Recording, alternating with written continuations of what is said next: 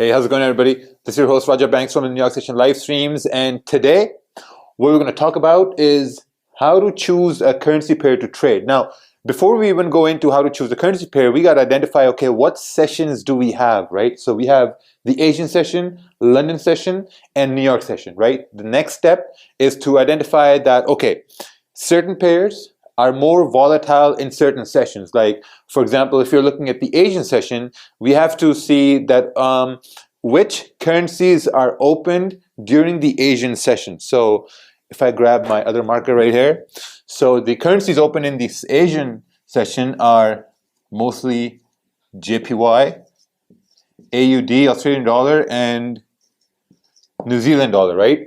Three main currencies that are opened in the Asian session. Now, this means that these are the three currencies which are more volatile in the Asian session. So if you're looking at pairs like, let's say, we look at pound yen, right? So we look at pound yen, euro yen, and the dollar yen. Now, what happens is that if you're looking at GBP, USD, and euro, this means that these three currencies are closed in the Asian session, right? These are not moving in the Asian session. So most of the time, what you're going to find is that if you look at pound yen, USD yen, and euro yen in the Asian session, you'll see that they all move the same way in the Asian session. But if you look at AUD JPY, AUD JPY is going to move a little bit more differently than the other yen pairs that are only dependent on one currency, right? So now, in the same way, when we look at the London session, we can see that in the London session, the pairs that are open at this time is your pound, your euro mostly, right? Your Swiss franc, so on and so forth. But the mostly traded currency in the London session is your pound and euro, right? So if you're looking at, let's say, pound yen is going to be moving, pound euro is going to be moving. But the point I'm trying to make is that whenever you're trying to choose a currency pair, make sure that in that session, that pair is only influenced by just one currency.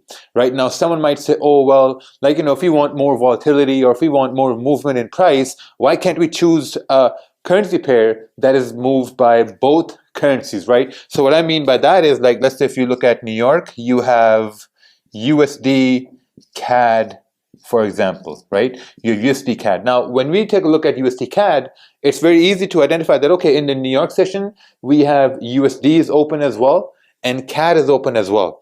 So if we really want USD CAD to move, we would want either the USD to be really weak or CAD to be really strong. That's the only point where USD CAD is going to start to go bearish, right? Because for USD CAD to go bearish, we need USD weak and CAD strong and vice versa, right? But if we're looking at, let's say, GBP, JPY, in the New York session, the only currency we need to move is pound, right? Because yen is closed, but pound yen. That's why sometimes, when you look at when pound yen is moving, you may see that pound USD is not moving in the New York session, right? Because that's something that got to do with the US dollar as well. But if you're looking at pound yen in the New York session, this means that you're only making sure that pound yen is influenced by one currency, right?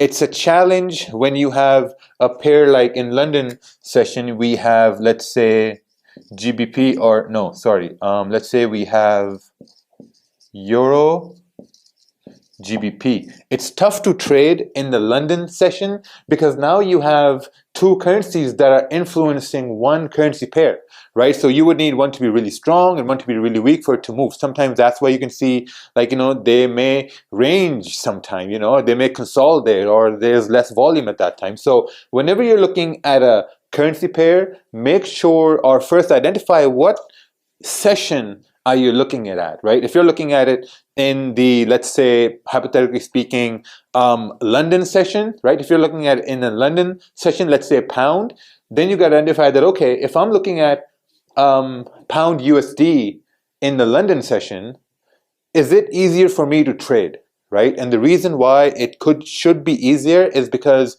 pound USD is only being influenced by the pound in the London session.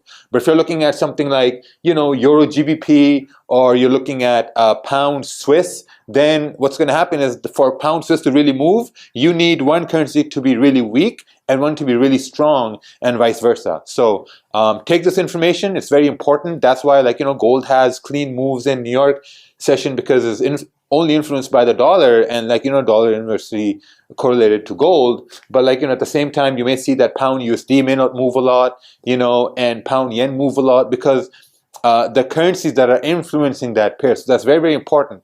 Hope everyone can learn something from this, and yeah, good luck, guys. Take care.